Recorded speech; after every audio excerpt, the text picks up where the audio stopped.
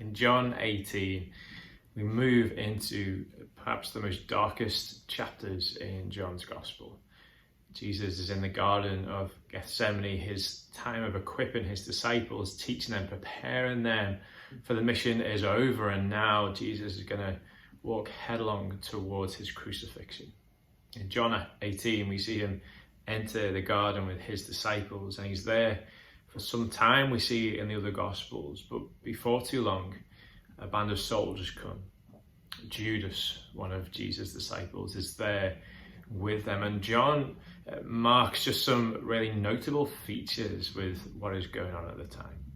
John says in chapter 18, verse 13, that the soldiers, Judas, the Pharisees, they come in with lanterns and torches.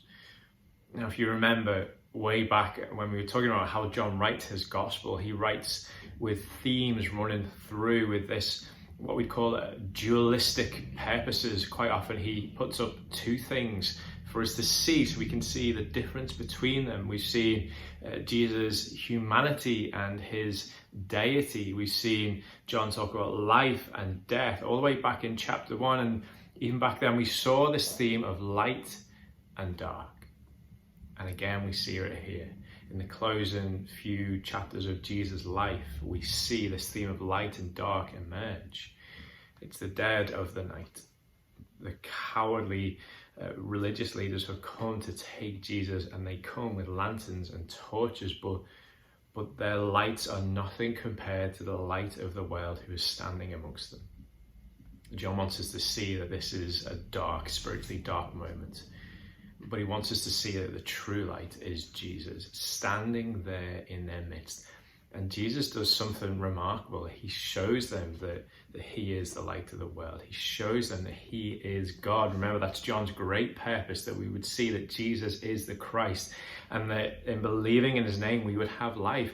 And Jesus, 3 times, that's another recurring theme that we see through particularly this last few hours and days of Jesus' life, this repetition of threes. And Jesus 3 times shows everyone around him that he is God. The soldiers come to Jesus, and Jesus says, "Who do you seek?" And they say, "Jesus of Nazareth." And Jesus replies to them, "I am he." The literal translation in the Greek, as John writes it, is "I am." Jesus is saying that he is God. Remember, that's how God reveals himself to Moses back in the book of Exodus. I am. Jesus is saying that he is the Lord, Yahweh, God. And they ask him again, and he says again, "I am he, I am."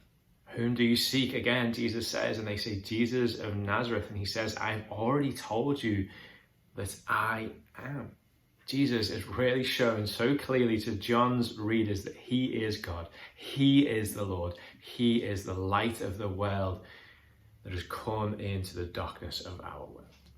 And at the end of this short section, we see Peter raise his sword and strikes one of the soldiers and takes off his ear. And Jesus replies to Peter and really just drives it home what is going on. He says, "Put your sword into its sheath.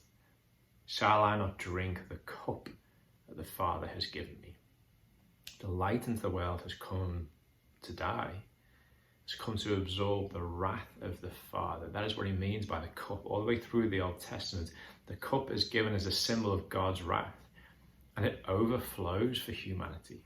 God is going to pour out his wrath on all of us unless he finds someone else to pour it onto.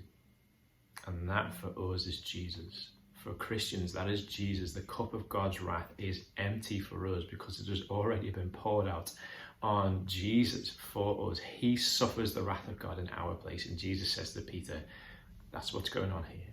That is what I am about to do.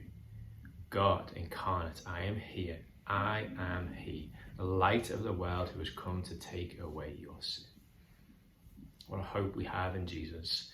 The cup of God's wrath is empty for you and I, because we know we are found in God himself, the light of the world.